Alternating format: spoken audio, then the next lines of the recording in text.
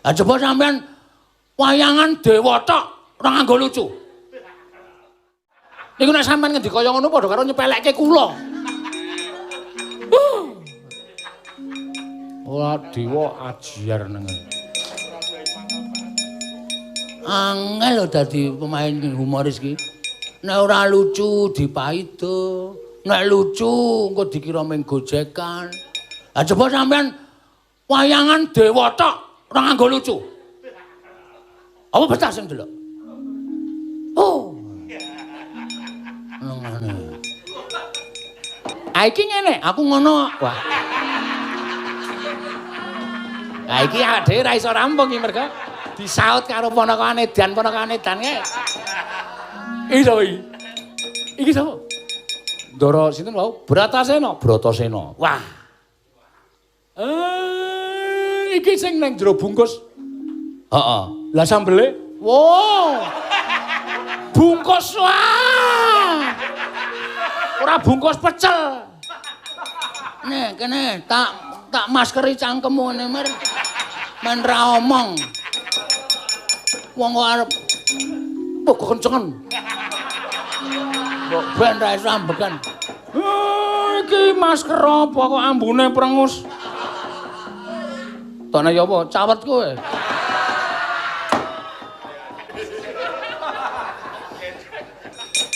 Bratasena pindah kene. Lah kowe pindah ngendi? Aku nek entuk kontrakan aku pindah.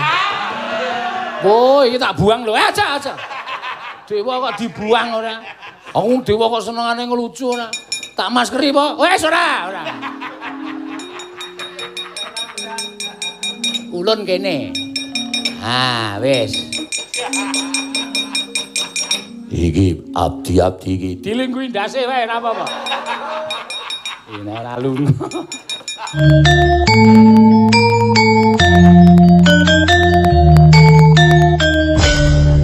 Reng, ayo yo yo. Heeh. Iki mau Pak Supriyanto nyuwun ireng manis, ireng ledhek. Wah, urung latihan kanca-kanca ireng manis ki urung tau krungu. Heeh. Ireng-ireng manis. Heeh. Ya iso di ngono wae diijoli. Heeh, utawa sawerane dikundurke sone sak dhewe krungu tembange ibu-ibu wis latihan. Ah iya. Diaturke karang ya terbatas iki ketoke arep nggarap lagu iki wedi Covid. Oh. Alasanmu ki werna-werna. Ya ban. Ah iya. Yo. Kalau apa bungkus neng Ngalastik Brasara putrane Ndara Pandhu ki 15 taun nganti disusul adine Yatra. Heeh. Urung pecah arep pirang taun. Ya dilakoni ya ditunggu ya. Ora apa-apa iki mbok menawa dadi tapane awake dhewe karo mbane bungkus. Lah malah adine lanang nusul saba ngalas. Wis ngetutke adine wae sing kepenan kuwi kakangne ra penak. Heeh wae. Blobo wae. Ah iya. Yo. Sowan yo, Gong. Yo. Janeng yaning talaka kadilangan om lintang toya kusumayana sumawur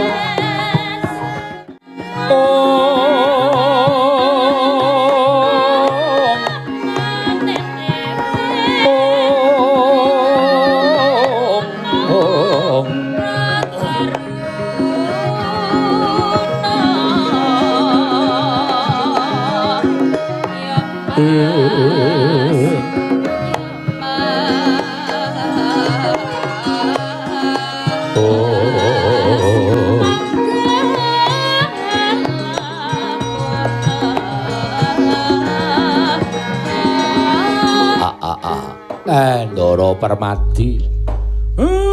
Kok sumusul enten wana, Den?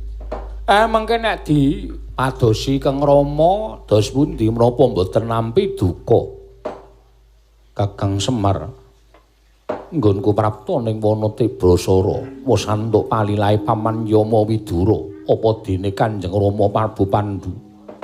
Nggonku bakal melu nunggu kelawan Kakang Mas Bungkus ing mapan ning Wanatik Brasara Kakang Semar. Lah nggih monggo.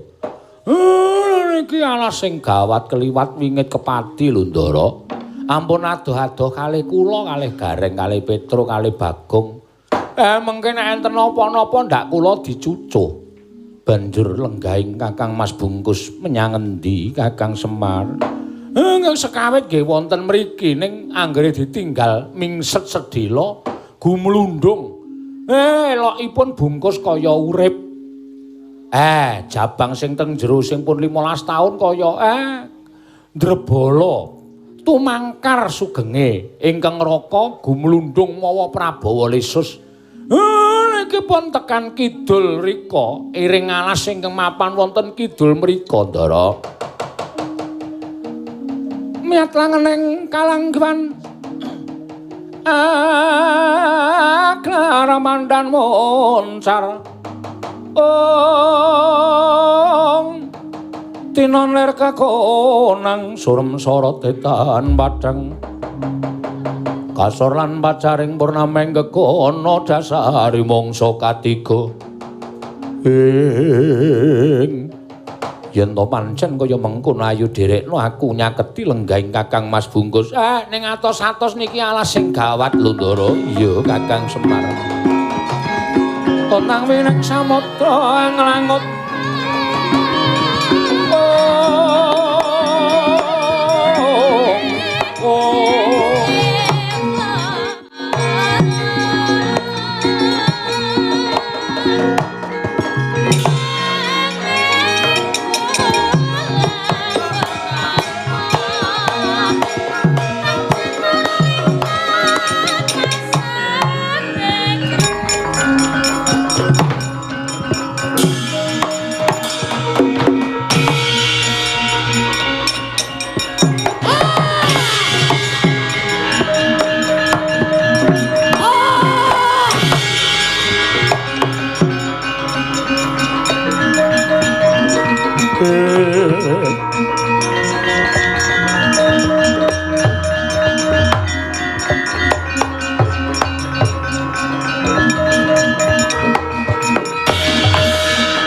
Langening kalanggawan aklar pandan moncar tinon ler kekonang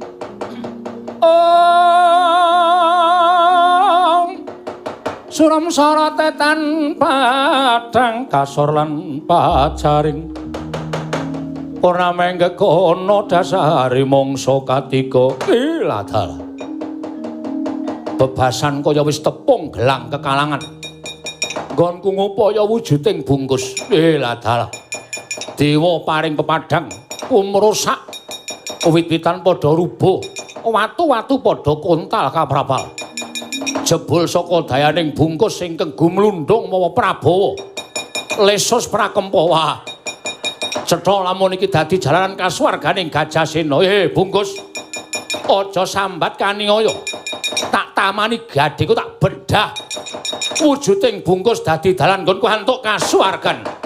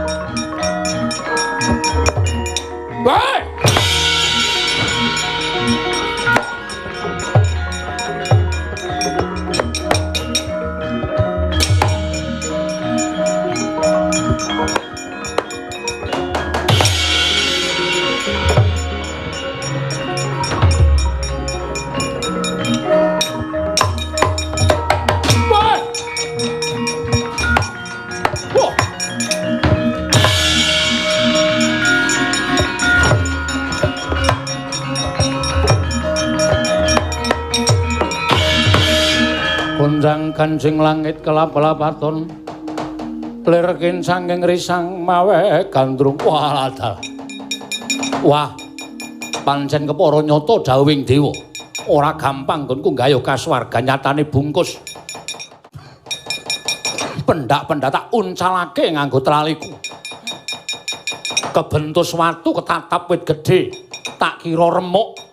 Lah kok jebul isih gumlundung, kaya masak jake wani karo Gajah Sena ya. Aja sambat kaniaya. Tak gunake landheping gadingku, tak tujah wujuding gadingku teka mati dening aku kowe bungkus.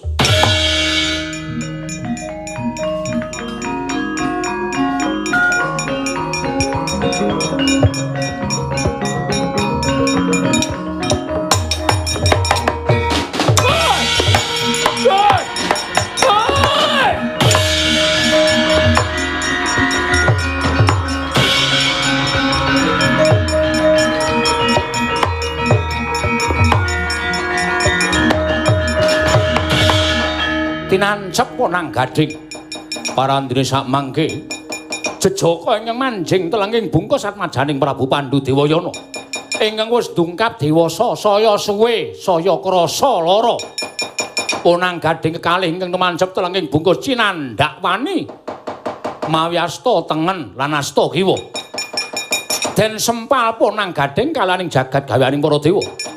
Dadi jalaran pati ning Gajah Sena parandene gading manjing telenging kuku jejaka mapan telenging bungkus.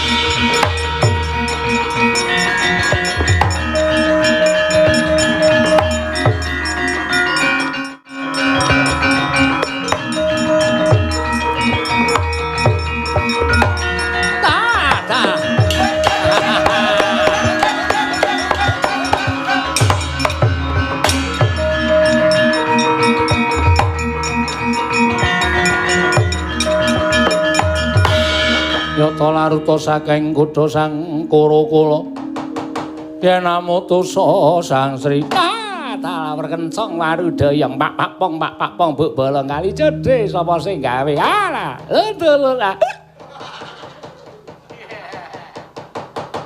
wis kelakon panjangkaning para dewa Gajah Sena manjing tumimbal lair ana ing angganing jejaka ingkang mapan telenging bungkus mongko wis 15 taun suwene ora ta ya bareng metu lah kok blengah-blengah kaya ngono. Wah. Wah. Wedan.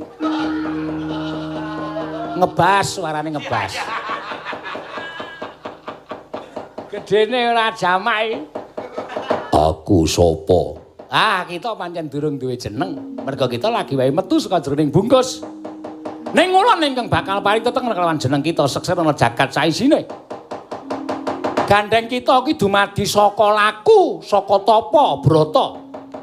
Suwene 15 taun mongko ingkang bisa mecah bungkus ya kuwi Gajah Sena. Seksen ana jagat saisine kita bakal paringi tetenger Raden Bratasena.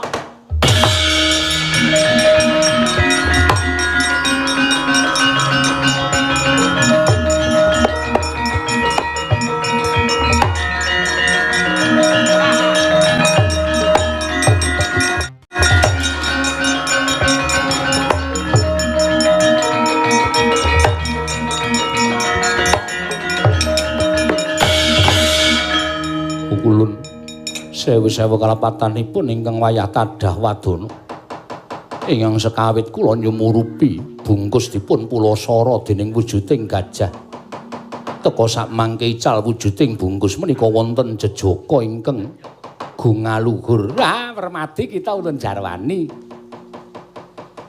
ingkang pulasara bungkus mau jenenge Gajah Sena. Apa ta wigatine dene dewa dawuh lan Gajah Sena supaya mulasara kelawan si bungkus merga ora ana ingkang bisa mecah bungkus kejaba amung Gajah Sena tumuli bungkus disuduk nganggo gadinge Gajah Sena Nanging sajake jejaka ya kadang mutu ing mapan telenging bungkus kuwi krasa lara gading dicandak dipotel karo jejaka kuwi mau. Iki kakangmu Permati, kakangmu ingkang mapan ing telenging bungkus. Iki wis ulun paringi tetenger Raden Bratasena. Kakang Mas sembanku Kakang Mas.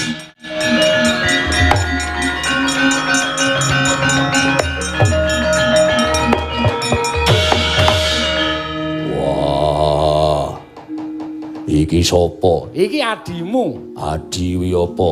Adine Tela. Dikai gula Jawa terus dibuntel dong gedang. Ae lemet. Njaluk. Wong ngomong kok njaluk ora. Ngeli to. Neng alas suwe banget ra mangan apa-apa. Iki adiku. Iya. Jenenge sapa? Permati. Permati. Iya. Wah, lha kuwi wong apa setan? Jalarati lho, Petro, Jalarati. Iki bendaramu. Lagi tepung pisanane ngunekke setan. Belum gaji. Durung menehi gaji kok ngunekke setan ya, Gong. Heeh. Oh, keparat iki. Hei. Ora sembrana iki. Iki juragan kita kok ngunekke keparat. Sopo kowe? Kula abdi panjenengan. Abdi kuwi apa? Abdi kuwi sak dhuwuring ratu. Wes. Jengkol kita ya ora. Omong ngono kok engko tak genahke dhewe. Wong Petro ki senengane nggon guyon kok nek karo Bendara ki nek ora dijak guyon kereng banget iki. Nek ora kulino jak guyon wah, tangan besi iki ya, Kang. Heeh. Rupane wae ora kedep ngono. Abdi niku batur. Batur ya. Batur niku tukang ngladeni, pamane. Sampeyan niku wonten daya. Terus kula sing ngeteri wedang. Wah, ngono. Nggih, nek dayoe ora ngelak, dombe dhewe. Angel iki terus nek jelaske suwe iki. Iso tekan jam 12 iki nek jelaske. Heeh. Mengke nganu wonten pelajaran tentang abdi. Abdi nu pengrawite Pak Anom. Niku abdi. Nek pengrawite dhewe jenenge Batur.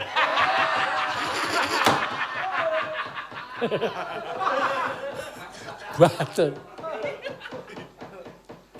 Berbahagia. Asosiasi Keterampilan Menabuh.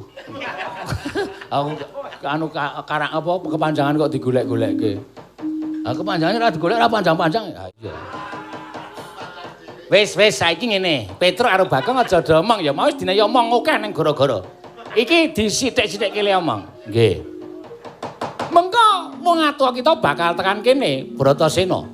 Sapa wong tuaku? Ah, mengko kita bakal ngerti dhewe. Wah, iya.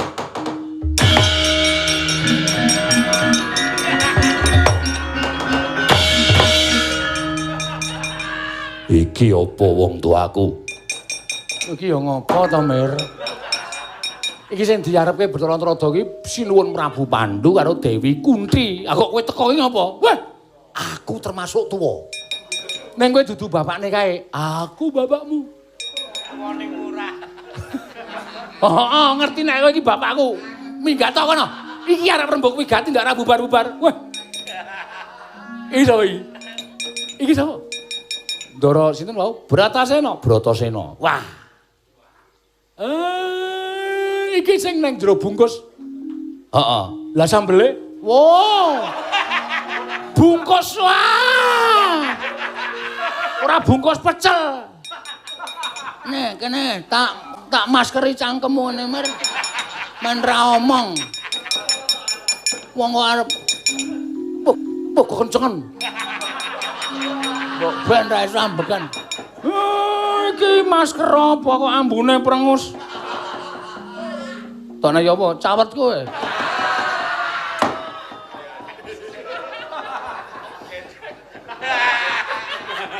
Bagong ki aleman wong lanang kok nganggo streaming barang. Men seksi. Wah, padha kawan kira. Petro ki saya medun ngapa ya? Nggih, natepane ora nganu kok.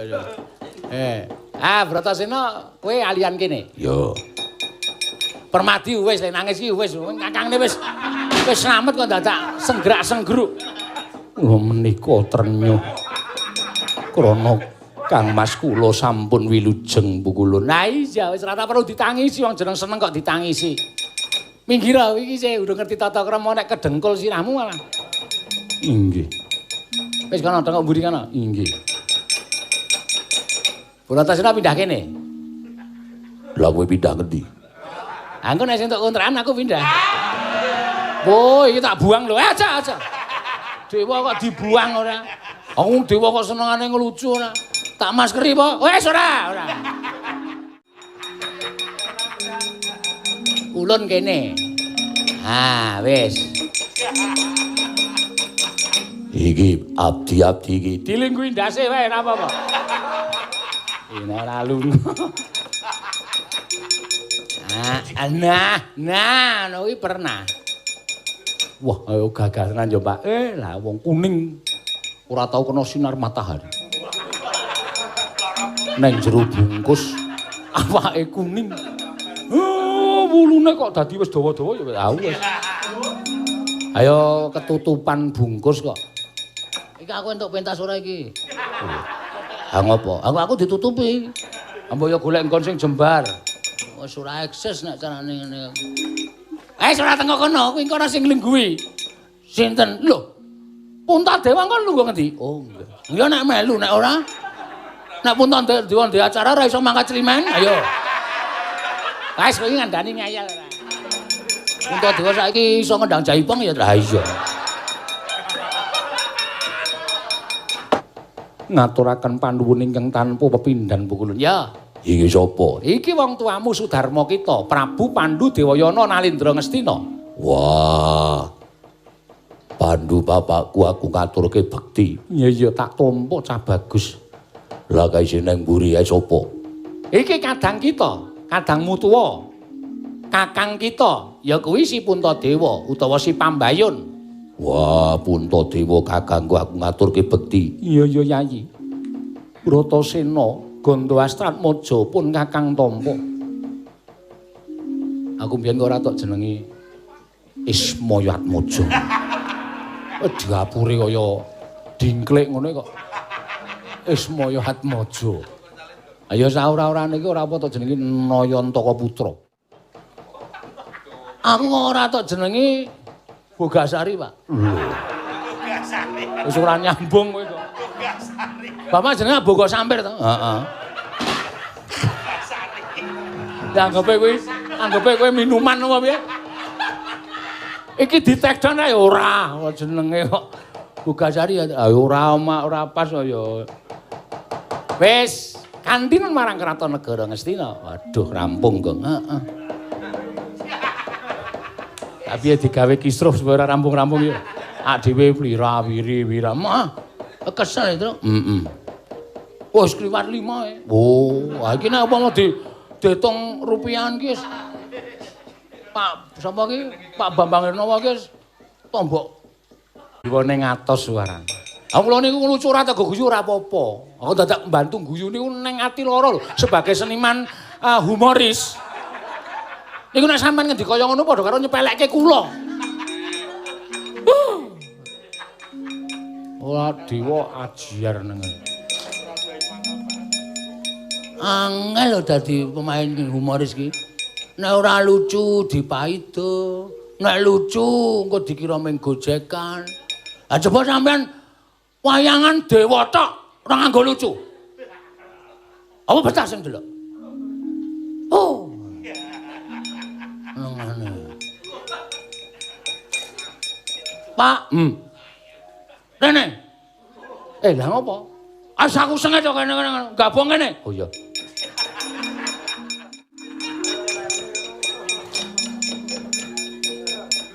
Wis nang kene jagongan wong papat wae.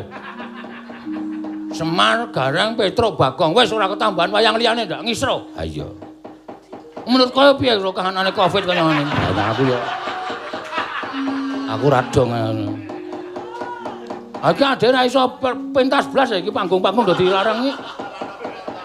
Jebur sing dilarangi ora mung merokok ya, Tru. Heeh. Pentas barang ya dilarang, ya ora apa-apa. Pokoke nampa apa anane. Ah iki ngene, aku ngono. Wah. Ah iki ade ra iso rampung iki mergo disaut karo ponakane Dan kae. Pokoke nek kono omong dimentake ya terus ya. Kulun bombong raos sing manah kula. Dene sak mangke anak kula sampun luar saking bungkus. Kowe mangkok apa bungkus? Ah manut. Aku dimangkok wae, aku dibungkus. Ya kaya ngopo senenge wong tuwa ing atase dikira bocah mau ora iso ndrebolo ning jerone bungkus bareng 15 tahun kok isih urip mongko bareng luar saka bungkus lah kok semono gedene. Tak obati wae, Mar. Ha iya. Kok iso semono gedene iki tanahe obat mesti ta, Man? Mula dhewe wajib ngaturake syukur marang pawasaning Dat Kamurweng Dat. Muji syukur paring boga lan sandang kamurakapi.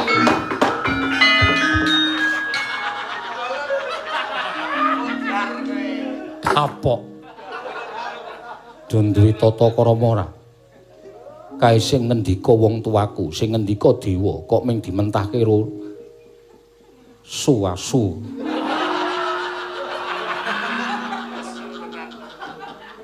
Ae bapake kok ndhisik lunga adoh banget ae lho. Semar ae wedi ae. Wis dhisik bablas adoh banget. Ndak melu disengeni. Mar, mau sik ngakon kowe to ndasmu. Muga-muga kabeh nandhanga kabecikan.